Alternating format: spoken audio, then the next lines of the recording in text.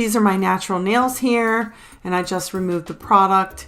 And soon you will see me do an overlay on these nails, but first I have to fix this gouged out nail. And I'm going to show you how I do that. All the prep work has been done on these nails, so I don't need to do that.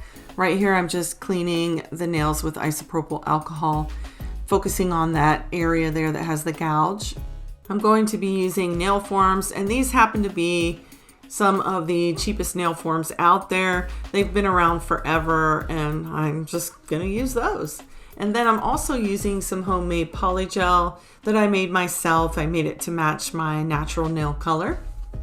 All right, I have the nail form on, and now I'm going to apply Bond Aid, which is a pH balancing agent, just prepares the nail bed.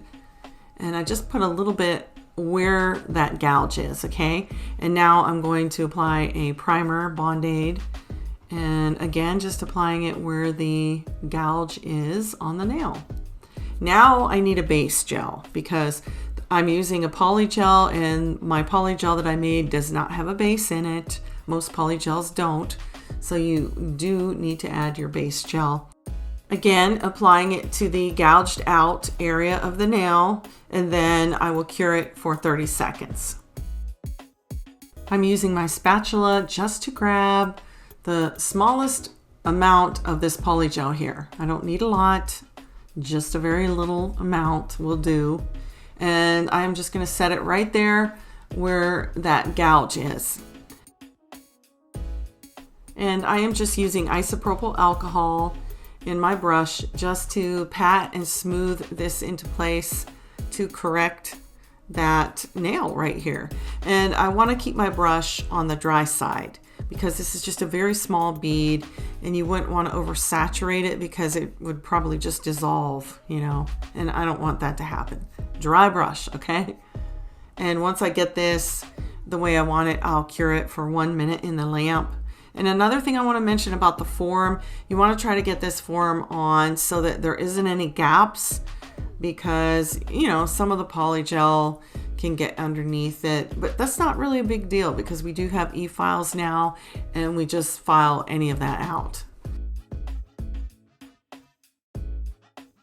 All right, I'll just take the form off, and then that clear little thing here is just some base gel that I just peel off. It looks pretty good. Of course, it'll need filed underneath, but we'll get to that part. And now I just need to clean off the tacky layer a little bit and start filing and shaping it. I'm just doing the filing here. I don't really have much to file. And once this repair is done, all my nails will have a gel overlay applied to them, and that is going to be a video coming up, so be on the lookout for that because I will be using all products from Gelish, and I will be showing you how to use them for your overlay.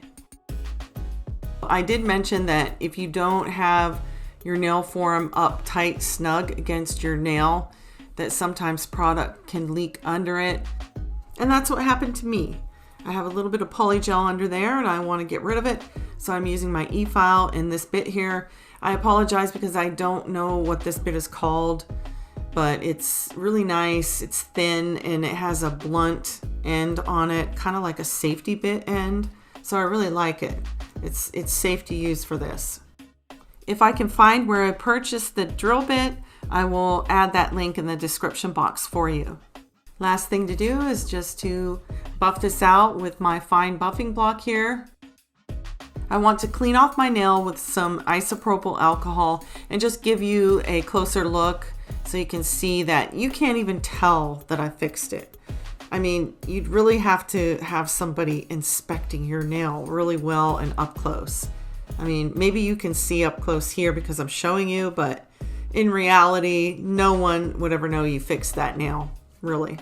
And that's it. Be on the lookout for the overlay coming up with all Gelish products. Thank you for watching, and I will see you in the next one. Bye.